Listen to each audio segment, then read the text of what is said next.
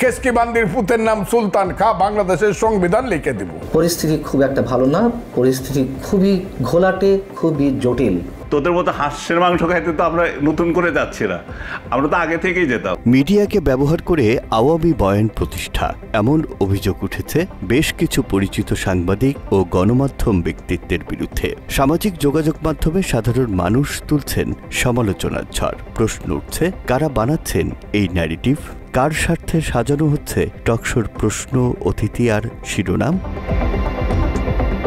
দীর্ঘ 15 বছর ফ্যাসিস্ট হাসিনা সরকারের সময় এদের কেউ ছিলেন নীরব সমর্থক, কেউ বা সরব প্রচারক, কেউ টকশোর টেবিলে সরকারের ঢাল, আবার কেউ মিডিয়ার নীতি নির্ধারণী আসনে থেকেও দেখেননি কোনো অন্যায়।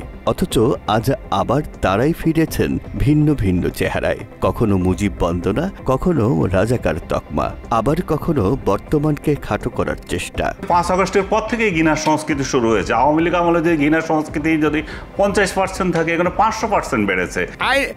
এটাকে আপনি নির্বাহী আদেশে নিষিদ্ধ করার কি আছে? এগুলো তো আবার গেলে আওয়ামী লীগ যদি কোনো সময় যাইতে পারে, আবার দেখবো সব দল নিষিদ্ধ, আমরা করব। নেটিজেনরা বলছেন এসবই উদ্দেশ্য প্রণোদিত রাজনৈতিক প্রচারণা। 24-এর গণ অভ্যুত্থানে যারা জীবন দিয়েছেন, এ ধরনের বয়ান তাদের আত্মত্যাগের প্রতি অসম্মান। বিতর্কের এই কেন্দ্রবিন্দুতে আছেন উপস্থাপক নাজনীন মুন্নী। প্রায় 2 দশক ধরে সংবাদ উপস্থাপনা আর টকশোর সঙ্গে যুক্ত তিনি। প্রথম সারির বেশ কয়েকটি গণমাধ্যমের পাশাপাশি দীর্ঘ সময় কাজ করেছেন হাসিনা সরকারের মুখপাত্র হিসেবে পরিচিত 71 টেলিভিশনেও।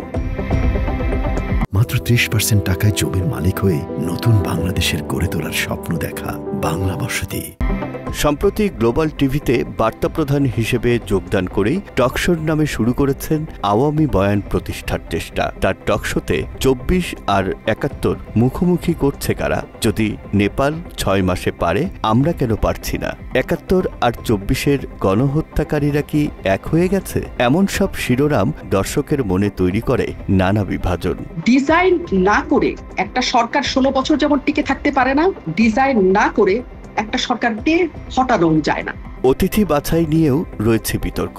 ঘুরে ফিরে একই ধরনের বয়ানদাতাদেরই অতিথি হিসেবে নির্ধারণ করে থাকেন মুন্নী, যা দর্শকদের ঠেলে দেয় একপাক্ষিক ধারণার দিকে। আওয়ামী লীগ মুক্তিযুদ্ধের সপক্ষের একটা দল, মুক্তিযুদ্ধকে সেভ করার জন্য আওয়ামী লীগের দরকার আছে। কিন্তু মুক্তিযুদ্ধ ছিল সর্বদলীয় সংগ্রাম। কৃষক, শ্রমিক, ছাত্র জনতা, নানা মতাদর্শের মানুষই সে লড়াইয়ে অংশ নিয়েছিল। আওয়ামী লীগ একটা পলিটিক্যাল পার্টি, যে পার্টি আমাদের দেশের স্বাধীনতা সংগ্রামে নেতৃত্ব দিয়েছে। ইতিহাস বলে নেতৃত্বে আওয়ামী লীগ থাকলেও জয় এসেছিল গোটা জাতির সম্মিলিত লড়াইয়ে। অভ্যুত্থান পরবর্তী নতুন বাংলাদেশে নানান কায়দায় ভিন্ন ন্যারেটিভ তৈরির এই কারিগরদের প্রতি বিরক্তি প্রকাশ করেন সাধারণ মানুষও। যারা আওয়ামী লীগের দালাল, আমরা তো না খাই আছি, তারপরে কই না যে আওয়ামী লীগ আসো। যারা ওই অনেক সুবিধা থেকে বঞ্চিত বা আওয়ামী লীগের সময় অনেক কিছু বুক করছে, তারা হয়তো বলতে পারে যে আগেই ভালো ছিল। আসলে সাধারণ জনগণ যারা অনেক কিছু হারাইছে, তারা তো আর বলে ওনারা তো মনে করেন আপনার ওনারা আগে অনেক টাকা পয়সা কামাইছে, এটা তো ওনারা কামাইতে পারে না, তার জন্য ওনারা ওই পূর্বের কথাগুলো বলতেছে। 2024 সালের গণ অভ্যুত্থানে শত শত মানুষ প্রাণ দিয়েছে ফ্যাসিস্ট হাসিনার জাঁতাকল থেকে দেশকে রক্ষা করে মানুষের অধিকার ফিরিয়ে দিতে। অথচ আজও কিছু সাংবাদিক টেনে আনছেন পুরনো বয়ান নতুন মোড়কে। জনমনে যা তৈরি করছে প্রশ্ন, তা নাকি গণমানুষের, নাকি পতিত হাসিনার বয়ান রক্ষার কণ্ঠস্বর? রাকিব জুয়েল, বাংলা এডিশন।